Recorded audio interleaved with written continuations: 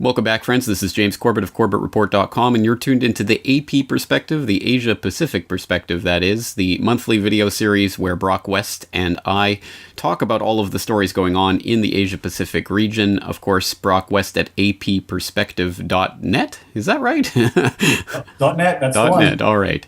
And usually we would be talking about a few different stories related to things going on all around the Asia-Pacific region, but for this special edition, we're going to hone in on something that's taking place in Brock West's neck of the woods very shortly, and that's, of course, the G20 that's going to be held in Brisbane. So I'm going to throw it straight to Brock so we can get right into the stories. It's great to be back for this G20 special of the Asia Pacific Perspective. And yes, James, as you said, it's mid-November 2014, and unfortunately, that means one thing if you live here where I do in southeast Queensland. The Group of 20 Summit is upon us, and if there's one thing we all know, you can't have a G20 party without a police state party.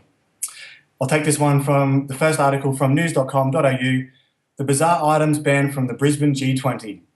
Eggs, tin cans, model planes, surfboard, and even your pet lizard could get you into trouble in downtown Brisbane this weekend as security goes into overdrive for the G20. The city is already starting to crawl with media, delegates and Secret Service ahead of the largest and most powerful gathering of leaders Australia has ever seen. During the event, more than 6,000 police will patrol the area in a $100 million security operation, including 1,500 brought in from other parts of Australia and New Zealand. And of course, given special powers to search, arrest and detain people for as long as they deem necessary. Large parts of the city and airport have been designated security areas for the event, with restricted access around Brisbane Convention and Exhibition Centres, major hotels and the South Bank Cultural Precinct. 900 soldiers will be deployed with another 1,000 on standby while large parts of the city will be locked down with military-style checkpoints, undercar cameras, mobile x-rays and explosive detection dogs. Queensland Police Assistant Commissioner Katrina Carroll said hundreds of cameras will be watching the city around the clock, including the airport, major roads and hovering with helicopters and drones above. It's unprecedented as to what footage we will have available to us. And James, just quickly, I wanted to give a quick flashback or look back at some of the other G20 story and developments that may have fallen down the memory hole over the last year or so. These will all, of course, be in the show notes for everyone to look into themselves. G20 leaders allocated entire hospital wing for summit. Queensland Police to use surveillance drones to combat crime ahead of G20 conference. And finally, under the category that #FosFlagWatch, Australian intelligence officials fear hacker attacks during G20 summit. So I hope everyone watching this can see how very excited I am that the world's most devious and deceptive con men and women have chosen little old Brisbane town to stage their elitist gangbang, James. And Brisbane is not too far away from you, so what can you tell us about what you've seen on the ground so far? Is there any activity shaping up in your area? Well, as we speak at this moment, the entire CBD of Brisbane is in total lockdown. With pretty much all businesses, homes and everything, transport being either completely disrupted or diverted.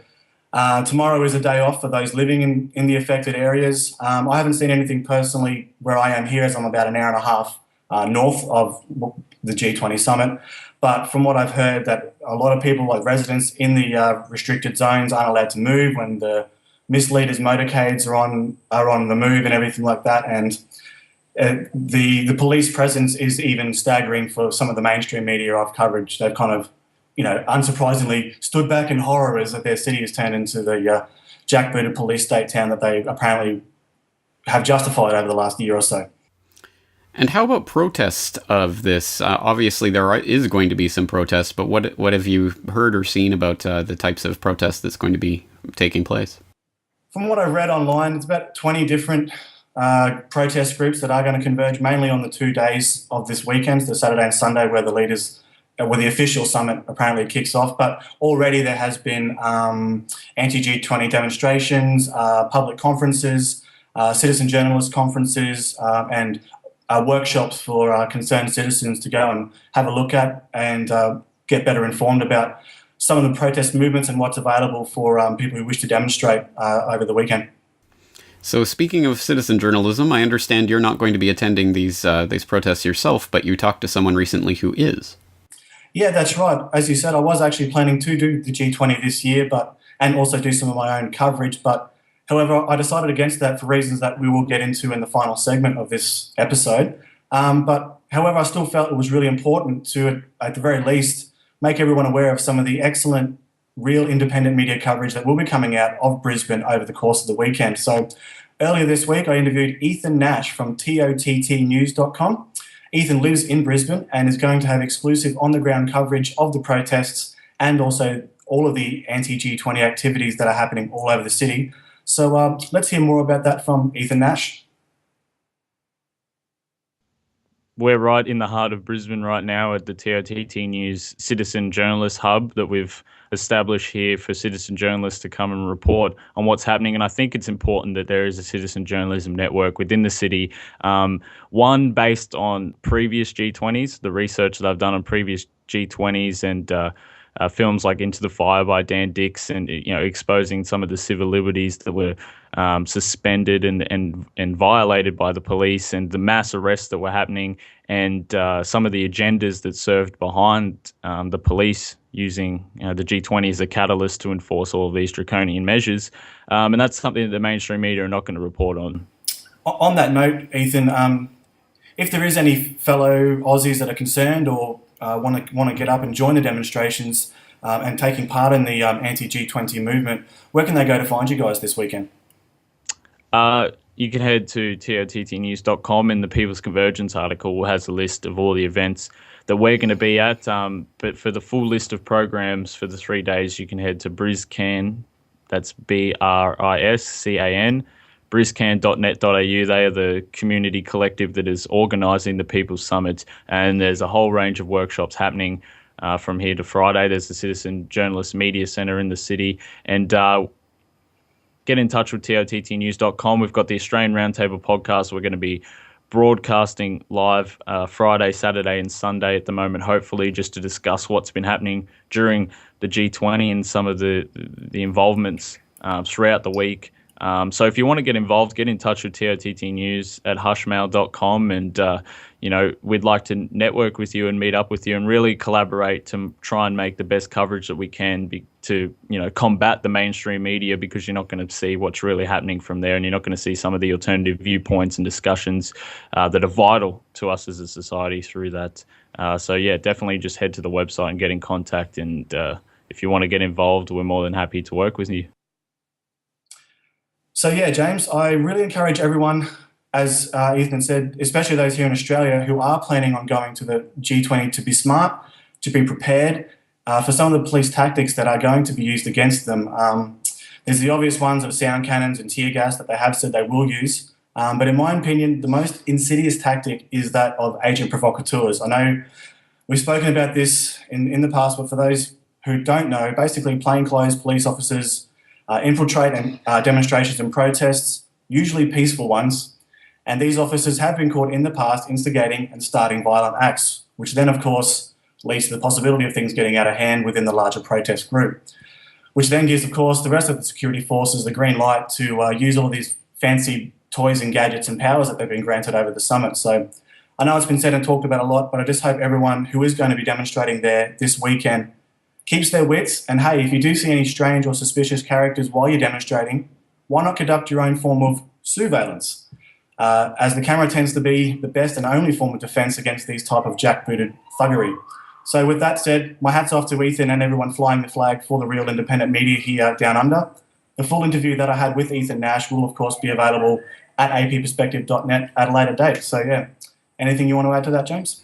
Well, I just want to stress what an important point that is, that people have to be very aware of all of the various tactics that are used to disrupt these protests, especially, of course, agent provocateurs. And if people want some examples of, or an example at any rate, of how that was successfully diffused back in Montebello in 2007, I'll put in a link in the show notes to the video of the protesters confronting the black masked armed thugs who were carrying rocks towards the police line, who they identified as undercover police, and who were then arrested and later admitted to be undercover police who were threatening the police line. Why would they do that? Oh yeah, so they could justify the crackdown.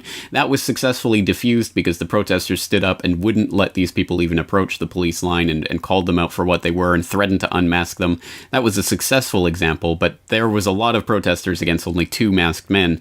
When the big team of black masked black bloc show up and start rampaging with the police watching as nothing happens, I think that's the point at which you have to be smart and probably get out of there before the crackdown comes down, because it's unlikely you're going to be able to stop all of that. But again, surveillance, another important point of all of this, because something that emerged, for example, at the 2010 G20 in Toronto, a lot of the footage was used to later discover some of the undoubtedly, again, undercover cops working with the cops and trying to get the crackdown going in Toronto. So 2 very important points there that people should keep in mind if they're going to be attending this G20 protest or any protest of this sort.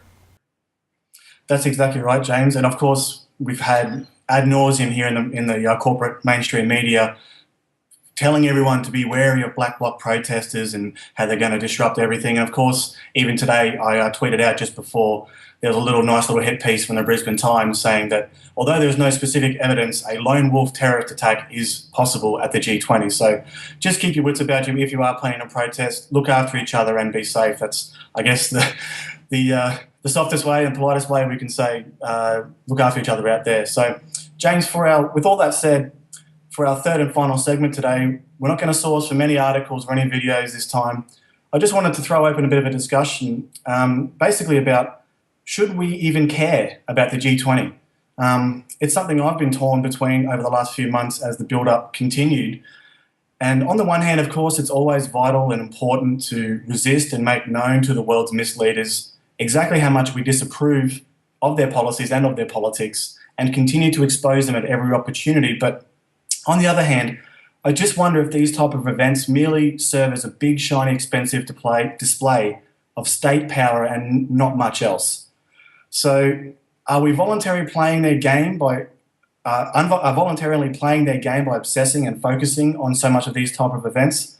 It's well documented that the real global players always prefer the cloak of secrecy to further their agendas. And of course, we all know that virtually every head of state is merely that, a replaceable talking head that will be discarded when their 4 or 8 years is up. So my question to you, James, is G20, an important geopolitical event that should be opposed and exposed at every turn, or a giant distraction to keep us from focusing on the real issues?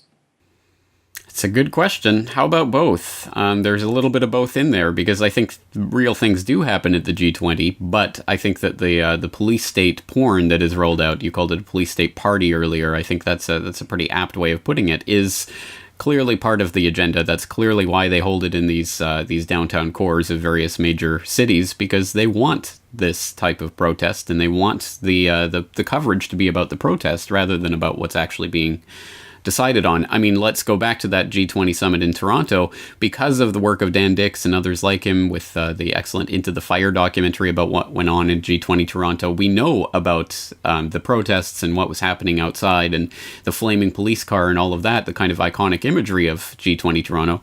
But is there absolutely anyone out there that can tell me a single policy decision that came out of G20 Toronto? Probably not. No one knows what actually went on. No one cares. Everything is about the protest. Everything is about the crackdown, the police crackdown. It's part of a dialectic, again, to get us caught up in that us versus police sort of thing, rather than concentrating on what's actually going on.